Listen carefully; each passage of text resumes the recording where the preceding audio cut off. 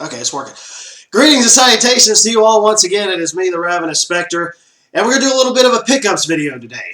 Now, I don't normally talk about digital games. Well, I got some physical ones right here. I don't normally talk about digital games, but Sony did have a holiday sale that was going on PlayStation Network over the past few weeks, and I picked up a few titles on there. I picked up Batman Arkham Knight, which I honestly never thought I would ever get into. I played some of the Arkham series, but it just really wasn't my kind of thing, even though a lot of people praise them. But I got it for about $6 or $7. And yeah, for what I played so far, it seems like it's pretty awesome. I also picked up Red Faction 2. I believe that was one of them that was on there. I knew it had to be around that time limit. But yeah, I went ahead and got that. I never really had played it back on PS2, but ended up getting it on PS4. And there isn't really anything that seems too special about it. I got it for maybe $2 or $3 on there, I believe. And let's see, what else did I get? I also got Pillars of Eternity, which was like $30. And I really have been wanting to get into that kind of game once again. But the thing is, though, is I got it on PC when it was like, I guess it was like pretty cheap. I had it on a sale or something on there. And I guess other games came out and I just really couldn't get into it. So when I know that it was coming to PS4, which I had no idea it was coming to PS4, I went ahead and said, well, I'm going to go ahead and give this a shot at some point. One of the main things that kind of pulls me away from PC-oriented RPGs, though, is the fact that there's just so much reading, and it's like, you know, I really do like to get in depth when it comes to creating my characters and stats and whatnot, but it all depends on how the game implements it. It all depends on the type of RPG that it is and the systems that it implements into the characters, the game itself. And PC-related RPGs never really grabbed me in that way, but it seems like now I'm to the point where sometimes I just kind of want to dive into one of those deeper experiences, if you will. So I looked into it and I said, yeah, I'm going to go ahead and I'm going to get it for PS4. And I'm honestly enjoying it more on PS4 than I am on PC. I guess one reason being is because of the fact that I have my PS4 hooked up to a larger monitor, you know, TV obviously, than I do with my PC. Not to also mention I've been having PC problems lately, which I'm going to rectify soon, just short of setting it on fire. So yeah, that's been like another reason why I haven't, where I was like, I want to play this, but I don't want to dick around because my PC is PMSing. So, I went ahead and got that, and I think at some point I may get the physical version when it's like really cheap, much later down the line, just so I can have a physical copy of it. But, let's see, was there any other ones that came to mind? Oh, we also ended up getting Psychonauts as well on PS4. My girlfriend really wanted to try that out, and that was like $2 or $3 or something like that. She really wanted to give that a shot. I have it on PS2, but also have it on PS4 now. I think I've got it on PS3, and I got it for like $2 or something on a sale like some years back or whenever it was on sale there. But I can't really recall anything else that I had gotten. I think that was probably about it. Besides the fact of some of the DLC packs that I got from Mortal Kombat X, I actually have a couple streams on here where me and my girlfriend are fighting one another. If you guys want to check that out, there's a couple streams of that. I ended up getting both DLC packs of all the excuse me, all the characters, DLC characters, and some classic fatalities they have on there, and some classic outfits I believe they have on there as well. So yeah, it was just all thrown together for, I think it was probably about $14 or something like that for all the characters and all the other extra little things and whatnot. But anyways, I believe that's all. But we're going to go ahead and get to the physical stuff now. And speaking of Mortal Kombat, I have a couple little Mortal Kombat things here to show.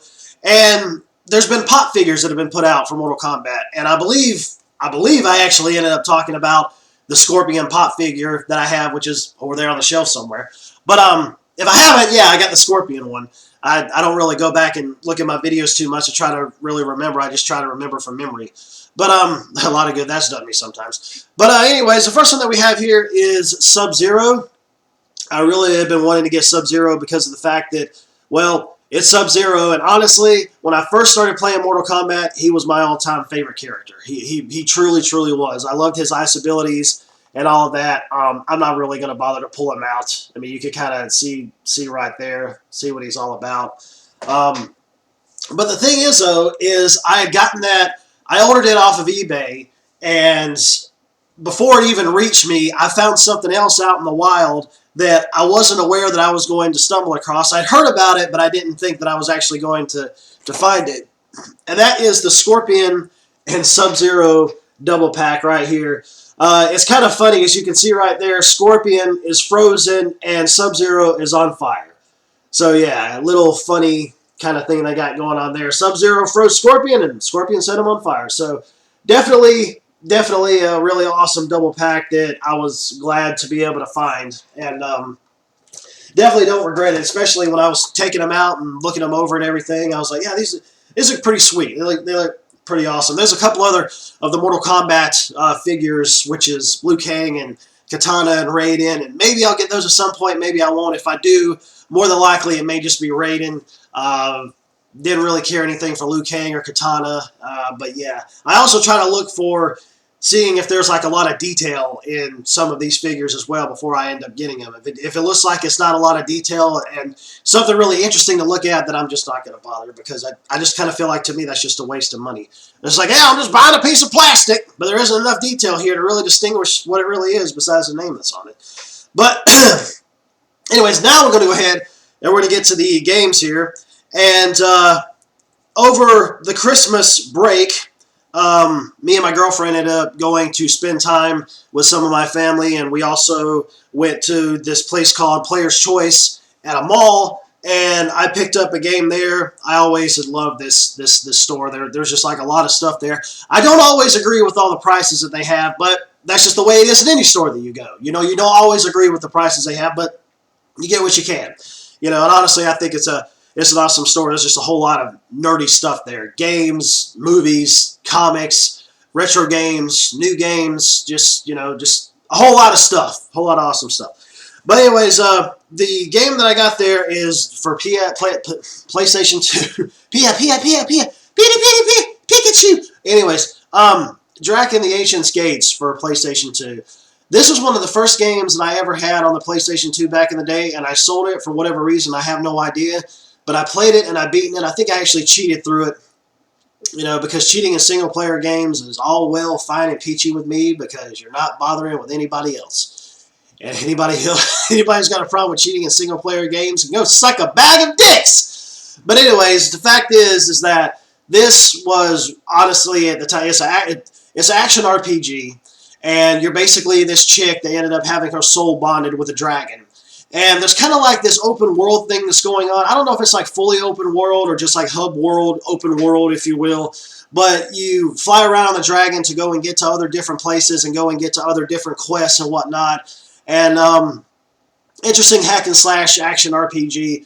It was one of my favorite games on the PlayStation 2. And this was way back when it first came out. I really don't know how it is now for me, because as you can see, I actually have the game. It actually came complete, as a matter of fact. Came with the instruction booklet. But I don't have it in there right now because I had just put it on my PS2 last night and was giving it another shot. Haven't really got too far into it, but the fact is I'm actually glad to be able to have this again. And the funny thing was that Player's Choice had 2 copies, and I was kind of looking them over to see which one that I wanted.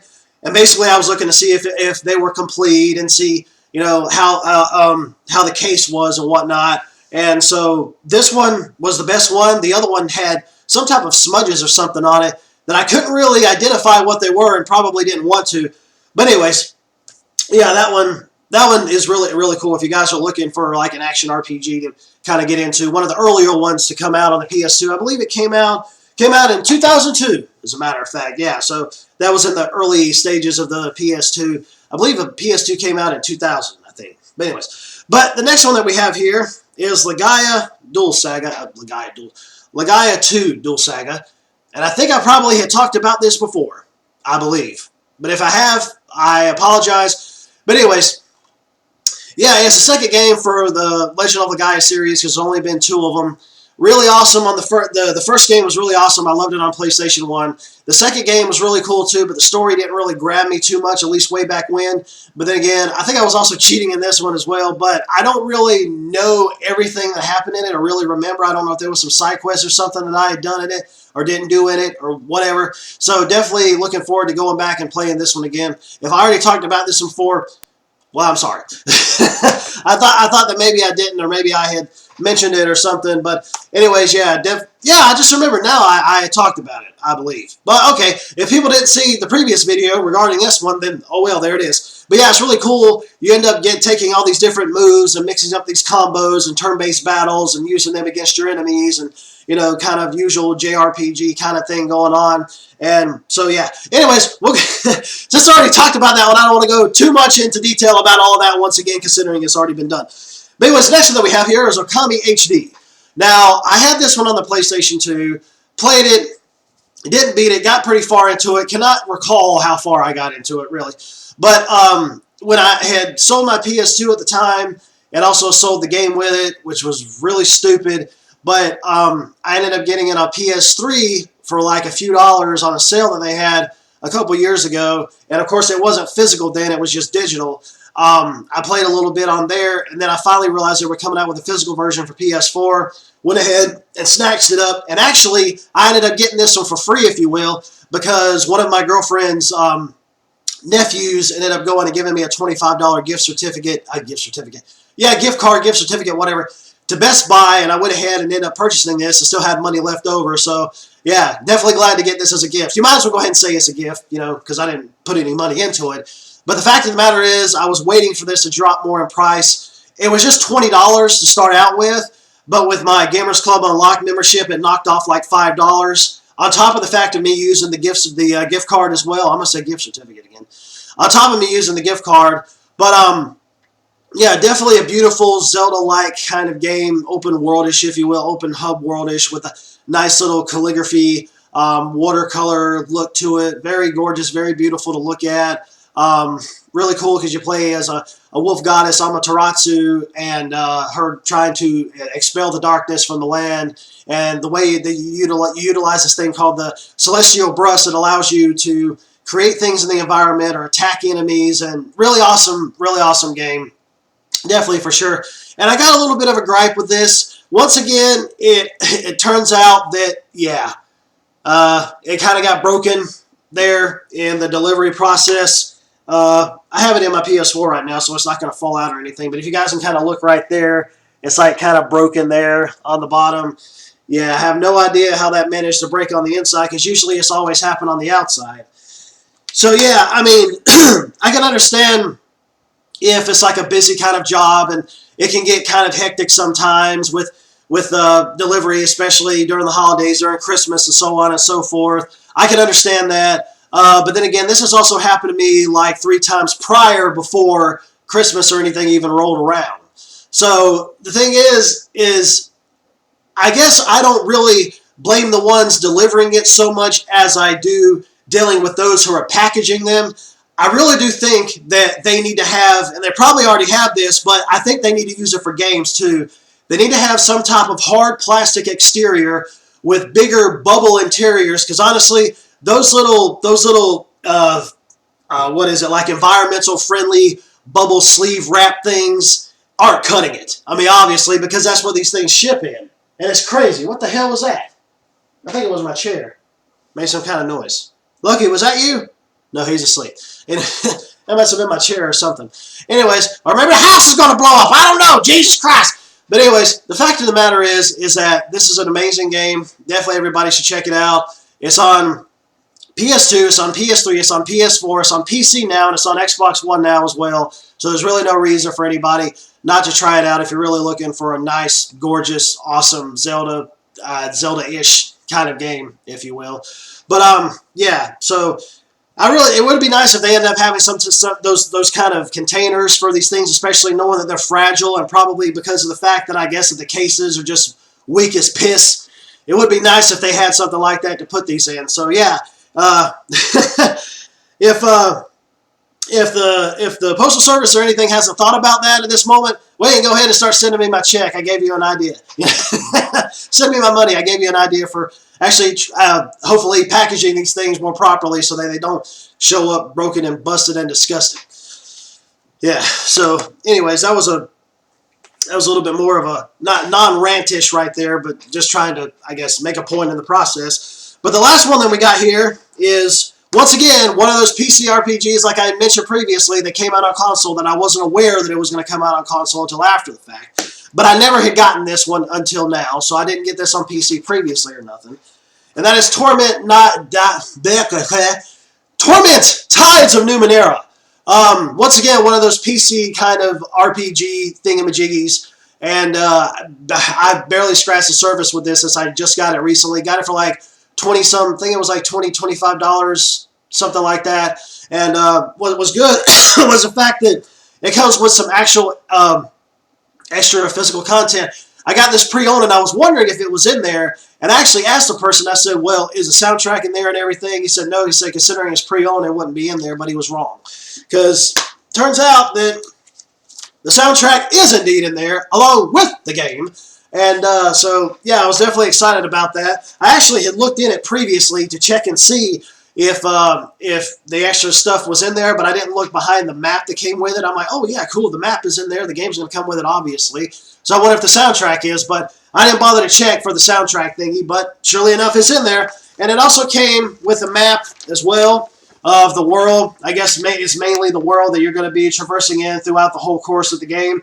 I'm guessing this is all of the map. I don't know if there's some extra areas that they're not showing or what the case may be, but definitely really cool. It would be nice, you know, if it was a cloth map, but obviously that's like a higher kind of quality thingy for it to be put on. So yeah, just putting it on paper was probably the cheapest way of being able to do it. If there was some type of like super duper extra special orgasmic edition or whatever, it probably would have ended up coming with a cloth map or whatever. But anyways, yeah, that is all the pickups that I have and the little discussion thingy that I want to do concerning this. So I will go ahead and I will end this like I always do. Later, taters, and have a lovely, happy New Year in the next couple days or so, 2 days, whatever. Adios.